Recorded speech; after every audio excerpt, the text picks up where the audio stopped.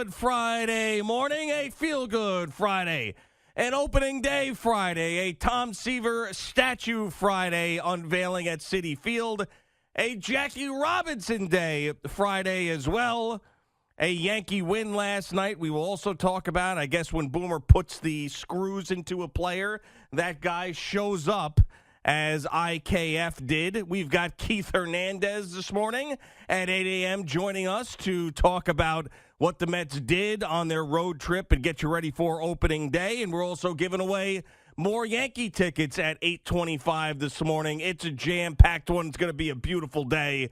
Good morning, Boomer. How are you? You know, it's also a Good Friday. It is a Good Friday. Yes, it is a Good Friday. It will be a great Friday, hopefully, especially over at Citi Field, with the unveiling of the Tom Seaver statue finally after all these years.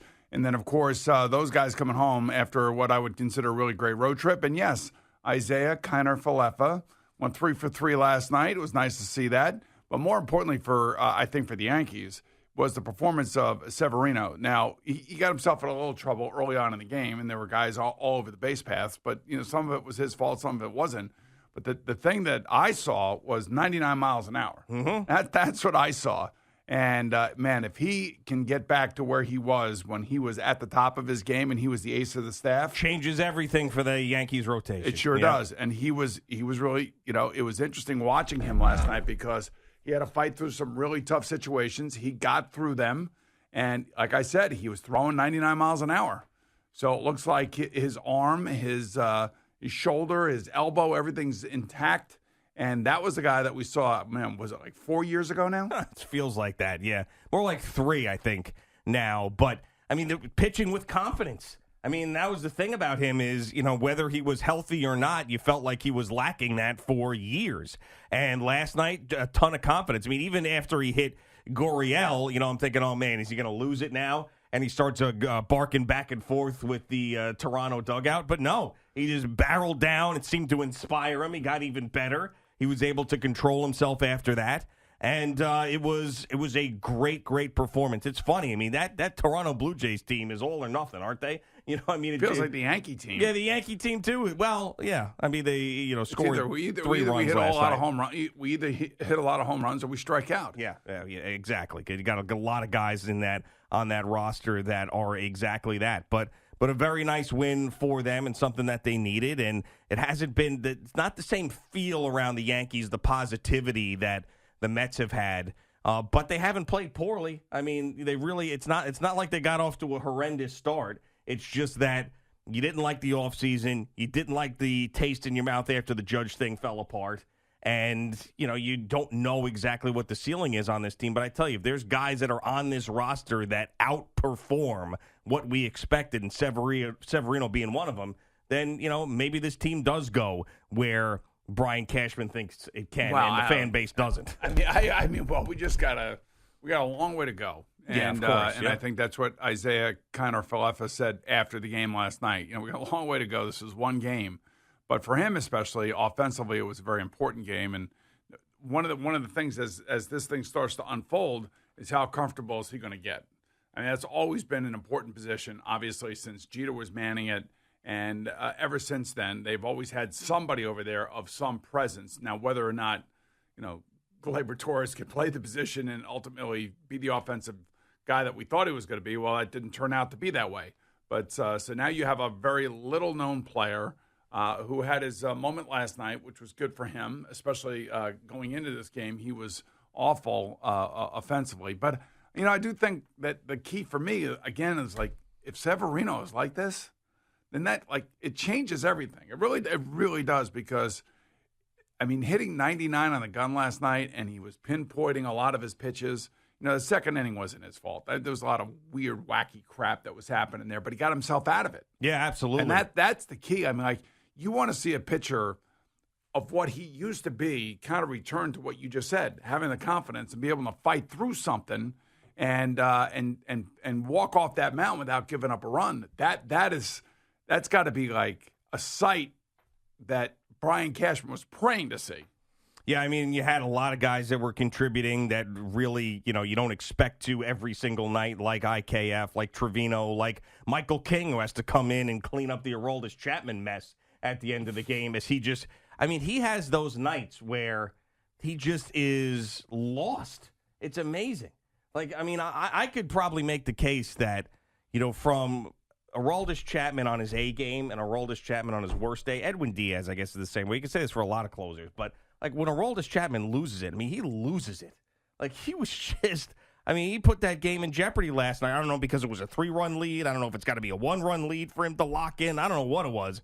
But Michael King comes in and he was mowing guys down, and they left Vlad Guerrero Jr. on deck, which is exactly where you want him to be in that situation. Right. So I'm watching Chapman. I'm like, he is obviously not loose. There was something going on with him because he was not loose. I mean, the ball was in the dirt half the time. Yep. And you could see like he was just never comfortable. I don't know what. Strange. It's a human being, right? And it happens. Yeah. Thank God it doesn't happen all too often for him. More often than not, he goes out and he gets the job done. So, but that's what you want. Again, for Severino and King to do what they did last night is exactly what you want to see. Absolutely. You don't want everything always to fall on the guys that I know that you're spending a lot of money on, and you expect them to go out there and do the job every freaking night. They're going to have those nights where they're off, and certainly that was one of them. So today at Citi Field is going to be interesting. You think people are tailgating right now at Citi Field as we speak? They probably don't have it open yet, but I would say... Oh, the lots aren't open yet? Yeah, I don't think so. But I'm 9:40. Here's the thing. I want to be open before that. Here's the thing. Yeah. There is genuine excitement finally for this baseball team for so many different reasons, and you feel it, especially when they come back 5-2 after taking both series from their division rivals. You got to be feeling comfortable, and you got to be feeling like jacked. It was interesting last night watching this game. So the game gets started late because of all the rain. And Severino's on the mound, and you see him putting his glove to his ear because he can't hear what the catcher's sending out to him. Yep. And that's a credit to the Yankee fan that was at that game last night. Yeah, sure. That game got started an hour and a half late. Yeah, it did. 8:35 first pitch, yep. It's unbelievable. I know. And behind and you could always tell from, the legend seats behind home plate, they were packed last night. They were. People, I mean, the Legends people got treated to an extra hour and a half before the game where they could, hang out, get that prime rib, all that stuff together. I do have to commend you, though, as we talk about Mets opening day. And I think, Buck Showalter's going to get a huge ovation. You did double duty yesterday. Why is that? Well, you interviewed Buck yesterday on the radio station. I thought that was great. Yeah, well, according to Pete McCarthy, you did. Oh, okay. Yeah, Pete McCarthy was our overnight anchor. Yes. So I have to go back and listen to you interview Buck. Let's hear Pete McCarthy.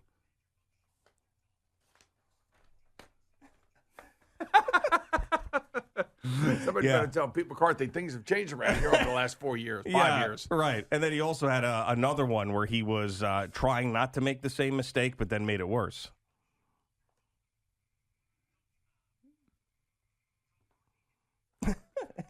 He was having a hard time. It was a rough. I'm a loser. Now, where is Pete McCarthy? Is he here? Probably not. No, probably not. But that was on this station. That was on this station. Yeah. I heard it driving in right before the warm-up show, right before do. I'm just like, come on. I didn't hear the other one though, where he just completely forgets about Evan. He tells a carton. I mean, come on, Pete. Jesus, man. I'm sure I've met Pete at some company outing or something, right? Or no? I don't know. I have no idea. Is he a work-from-home dude? I think he's a work-from-home guy, yeah. We may have seen him in the bullpen, when he was on his last update and we were just coming in, maybe. How about at the Christmas party? I don't think so. Nah, I don't think so. He used to work at WOR, so they hired him to do those shows around the Mets games when the Mets went to WOR. Yep. Then when the Mets left there, he came over to do some stuff here. Okay, so he's doing stuff here, but we don't really know who he is. No, he doesn't know who we are either. I could tell. And we've never seen him. No, we've never seen. Well, now that Brad Heller normally would do that update. You know Brad Heller, yeah. But Brad Heller is now taking over the Eddie Coleman role. So now you got all sorts of people that are filling in. So. So it's a whole state of flux right now. Yeah, it's a whole state of. But Pete McCarthy's got that like classic radio voice guy thing going on, Ha! Hey! Yeah. Yeah, he told Coleman and the Soul Man. Jacob deGrom's going to come back at some point during the season. Yeah, so anyway, it's going to be a big day. You got Jackie Robinson Day. You got Tom Seaver situation. You got opening day. Bassett on the mound. I can't wait to see him again, the bulldog that he is. And you got a team that's won 5 out of 7 coming home to a fan base that is excited. And a fan base that was excited in the offseason. I mean, it all started with the Steve Cohen ownership being announced to basically now and this season, because this was the offseason. Even though he got the Lindor deal done the previous year, this was the offseason where he really ended up flexing his muscles with Max Scherzer being that top gift to the fan base. It was definitely the top gift to the fan base, but he also added like 3 legitimate professional baseball players. Yeah, yeah. And those players have already played major roles in the success early on in the season. And that's, to me, you can't say that enough. And on top of all of that, you have Buck Showalter. So the offseason was good for the front office. And, if they could just keep doing this, hopefully they will. Hopefully they'll continue to win. Then Jacob deGrom comes back. That's like adding a guy at the trade deadline. It's amazing. Yeah, that's right. The age-old adage.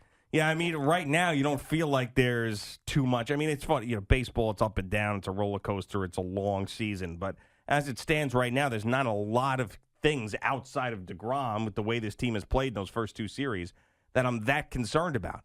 I mean, there's a lot more things I'm encouraged about than I'm concerned about. deGrom I'm concerned about. Robinson Cano I'm concerned about. I mean, those guys right now, and maybe back end of the bullpen, a little bit agita there. But is that different than any other team in Major League Baseball? Well, the one thing we do know is our team has the resources to go out and fix things that they need to.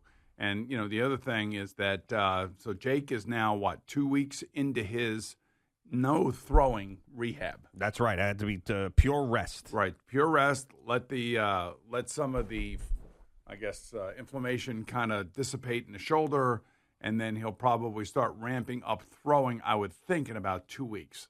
So that would bring us to almost a month where he has not picked up a baseball. Yeah. So I'm sure he's getting all sorts of, therapy on it, and I'm sure the trainers are working with him and everything else. And I would imagine he'll be introduced today. You got to believe he's got to be around, around, right? He's got to be there, yeah. Yeah, I would think so. That'd be good, too. I mean, today is perfect. It's going to be a great day. And, again, I can't say enough just how great it is that the Tom Seaver statue is finally going to be unveiled.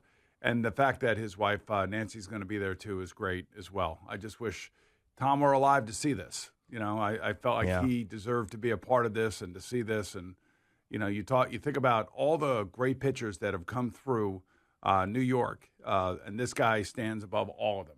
Well, he is the Met. There's no two ways about it. I think he's the greatest pitcher in New York history. I would argue that, and I'm sure some other people would want to argue with me. But when you take a look at the amount of complete games, you look at the amount of games he's won, the amount of games he pitched in, how deep he went into those games.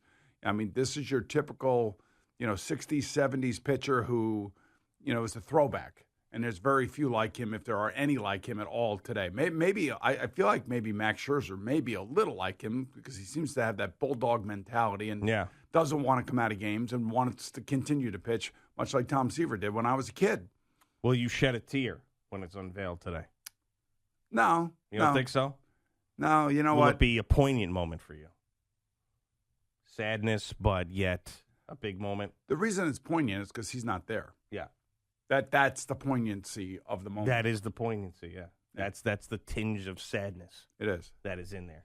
I was looking at there was an Instagram thing yesterday that there was a guy standing in front of the Masters TV, and what's his name? Scotty Scheffler just won. Yeah. And I guess he had a bet with his buddy that Scotty Scheffler was not going to cry at the end. Oh, okay. And he's standing there in front of the TV. He's like, "Don't you cry! Don't you cry! There's the wife. There's the wife." Okay, they hug. They hug. No tears. No tears. No tears. Now he's walking through the gauntlet of people. Yeah. And there are his sisters. There's his brother-in-law. Whole no family. crying. No crying. And the guy's going, "Okay, mom and dad are coming. Mom and dad are coming. Don't cry. Don't cry." And he never cried. He never did. I have to show you this. It's one of the funniest things I've ever seen. But the guy's standing in front of the TV, and he obviously has a bet with his buddy. Yeah. And he's giving you the play-by-play of whether or not Scotty Scheffler was going to cry after the Masters. It was great. Yeah, well, I would bet the fact that you might shed. You might get a little watery. Misty-eyed. A little misty-eyed. Your eyes getting moist, as drop says. But for my generation, I'm telling you, for my generation, doesn't get any better than him. It didn't, and he showed up every single season. Like I told you, I went through his list of how many games he started for the Mets while he was here, and every year was no less than 32 games he started.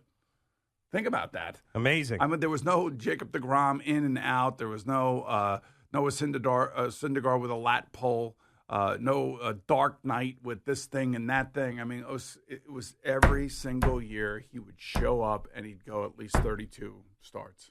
Yeah, it's going to be an emotional moment for a lot of Mets fans that watched him pitch, and you're going to be one of them. I think we all should. We don't have statues like the Yankees have statues. They got a whole park. They got monuments over there. I think it's even like a graveyard over there. It's sort of, yeah. I mean, in a way, it is. There are some living people in there, but there's plenty of people who have passed on. Yeah, that's right. All right, Boomer and Gio on the Fan and CBS Sports Network. Don't forget, Keith Hernandez joins us at 8 a.m. to talk some Mets baseball. 8:25. He's going to be up? Yes, he will be. He'll be on his way in from, basically the tip of Long Island to come into. Oh, I got to believe they put him up at a hotel last night. Well, I don't know. Thursday's the day off. He might have went back out there to see Haji. I mean, probably, right? He was on the road trip. He definitely went home. Yeah. And we've got those Yankees tickets coming up in about 2 hours from now, 8:25 on the dot. Yankees field level tickets that we're going to give away.